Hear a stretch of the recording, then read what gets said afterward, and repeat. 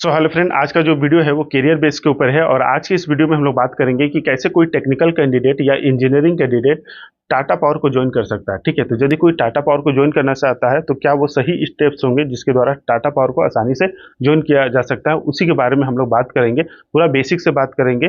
ठीक है, एजुकेशन से लेके फ्रेशर, एक्सपीरियंस कैंडिडेट, कोई भी अगर कैंडिडेट ज्वाइन करना चाहता है तो क्या वो सही स्टेप्स होगा। ओके, तो चलिए वीडियो को करते हैं स्टार्ट। तो देखिए, सबसे पहले हम लोग बात करते हैं यहाँ पे एजुकेशन के बारे में, क्योंकि चूंकि एक हमको टेक्निकल जॉब चाहिए तो एक टेक्निकल एजुकेशन होना जरूरी है।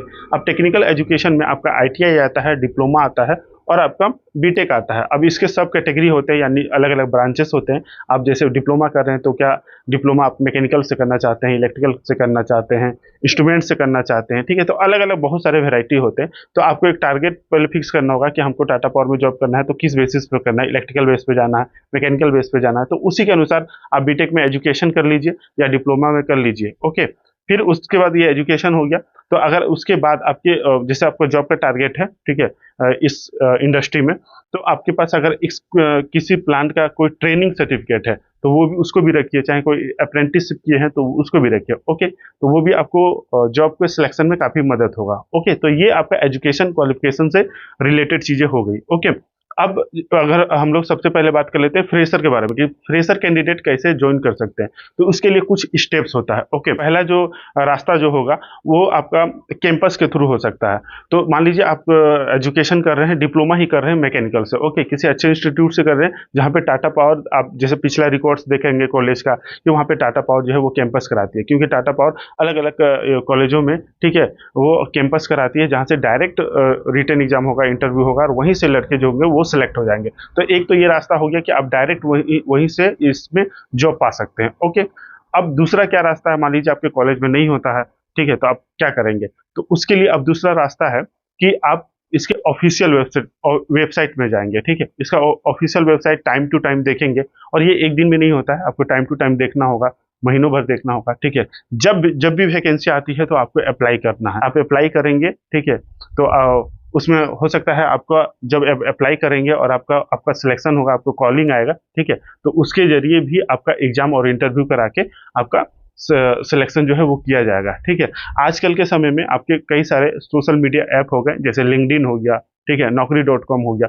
उसमें भी आपके ये कई सारे इसके रिगार्डिंग नोटिफिकेशन निकलते हैं। ठीक है, कई सारे दोस्तों का लिंक्डइन जो ऐप होता है उसके जरिए भी नोटिफिकेशन आता है। ठीक है, तो उस नोटिफिकेशन में सिंपल सा एडवर्टाइजमेंट होता है जिसमें ईमेल वगैरह दिए रहते हैं और उसमें अपडेटेड रिज्यूम जो होता है वो भेजा जाता है। ठीक है, तो आपका अगर रिज्यूम सिलेक्ट होता है तो आपको कॉल किया जाएगा, फिर एग्जाम इंटरव्यू करा के आपका सिलेक्शन किया जाएगा। तो ये भी इसमें जॉब पाने का एक तरीका होता है। ठीक है, आज के समय में, और इसमें बहुत ही आसानी से हो जाता है। आपका अगर अच्छा एग्जाम गया, आप क्वालिफाई कर गए, इंटरव्यू अच्छा गया, ठीक है, तो उसके बाद डॉक्यूमेंट वेरिफिकेशन के बाद आपका सिलेक्शन हो जाता है और आप टाटा पावर में जॉब कर सकते हैं। ठीक है, तो ये एक फ्रेशर के लिए हो गया। ओके ओके, बाकी जैसे ही आपका एजुकेशन कंप्लीट हो जाए तो हमेशा इस तरह का अगर आप जॉब सर्च कर रहे हैं तो अपना अपडेटेड रिज्यूम जो है वो रेडी रखिए, ताकि जहां कहीं भी एडवर्टाइजमेंट आए उसे आप तुरंत अप्लाई कीजिए। जितना जल्दी अप्लाई करेंगे उतना जल्दी आपका कॉल आने का चांसेस जो होता है वो ज़्यादा होता है। ठीक है, अब हम लोग बात करते हैं एक्सपीरियंस कैंडिडेट का।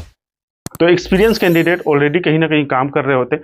मान लीजिए मैं ही अगर किसी छोटे इंडस्ट्री में काम कर रहा हूं, अब मुझे ट्राई करना है टाटा पावर में, तो सिंपल सा स्टेप्स है कि अपना एक अपडेटेड रिज्यूम रखिए। ठीक है, रिज्यूम को स्टैंडर्ड बेसिस पे बनाइए। ठीक है, जो अभी सिंपल नहीं होना चाहिए, थोड़ा स्टैंडर्ड होना चाहिए ना, ताकि कोई भी रिक्रूटर देखे तो अट्रैक्टिव दिखे। ठीक है, और आपका कॉल आने का चांसेस जो है वो ज़्यादा हो। ठीक है, तो आप अपना सबसे पहले एक अपडेटेड रिज्यूम रखिए। ठीक है, और सिंपली जो कंपनियों का वेबसाइट होता है, ठीक है, वेबसाइट में एक्सपीरियंस बेस पे आपका वैकेंसी जो है वो आते रहती है। ओके, इसका टाटा पावर का ऑफिशियल वेबसाइट में जाएंगे। ठीक है, तो ये टाइम टू टाइम एडवर्टाइजमेंट निकालती है। साथ में सिंपल सा है, आपका जो सोशल मीडिया ऐप हो गए, जैसे आपका लिंक्डइन हो गया, ओके, आपके naukri.com हो गए, तो इसमें भी टाटा पावर का एक्सपीरियंस बेसिस पे काफ़ी सारे जो है वो रिक्वायरमेंट निकलते रहते हैं। तो लिंक्डइन में जाएंगे तो आपको एडवर्टाइजमेंट टाइप का मिल जाएगा और वहाँ पे एक्सपीरियंस टाइप के जो कैंडिडेट उनको रिक्वायरमेंट होगा तो वो अपना अपडेटेड रिज्यूम जो है वो आपसे मांगेंगे। तो जो भी एलिजिबल है वो मेल के द्वारा उसे मेल कर सकते हैं अपना अपडेटेड रिज्यूम। अगर आपका रिज्यूम सिलेक्टेड होता है तो आपको कॉल किया जाएगा और आपका सिंपल सा एक ऑनलाइन इंटरव्यू करा दिया जाएगा और उसके बाद आपका सिलेक्शन जो होगा वो हो जाएगा। ठीक है, फ्रेशर हो या एक्सपीरियंस कैंडिडेट हो, तो अगर टाटा पावर अगर ज्वाइन करना है तो ये कुछ सिंपल स्टेप्स होते हैं, कुछ सही स्टेज होते हैं जिसके द्वारा आप आसानी से पा सकते हो। ओके, ताकि अपने दोस्त और अपने कलीग के साथ भी जुड़े रहें, ताकि जो लोग अगर इस तरह के जॉब सर्च करते हैं तो वो आपको बता सके और आपको जल्दी से पता हो सके और आप जल्दी से अप्लाई कर सके। ओके, तो यही हो गया आज के वीडियो में। बाकी कोई डाउट हो तो कमेंट बॉक्स में पूछ सकते हैं और हम लोग अब एक नेक्स्ट वीडियो में बात करेंगे कि अगर मान लीजिए किसी कैंडिडेट का टाटा पावर में सिलेक्शन होता है तो क्या वो स्टेजेस होती है, यानी पूरा डिटेल में बात करेंगे कि कैसे आपका रिज्यूम सिलेक्ट होता है, फिर एग्जाम कैसे होता है, इंटरव्यू कैसे होता है और फिर आपका डॉक्यूमेंट वेरिफिकेशन और ज्वाइनिंग किस तरह से होता है। तो पूरा ये स्टेज को हम लोग समझेंगे। तो वो वीडियो आप लोग को चाहिए कि नहीं, कमेंट बॉक्स में बताइएगा और ऐसे ही अपडेटेड वीडियो के लिए चैनल को सब्सक्राइब कर लें। मिलेंगे नेक्स्ट वीडियो में, तब तक के लिए जय हिंद।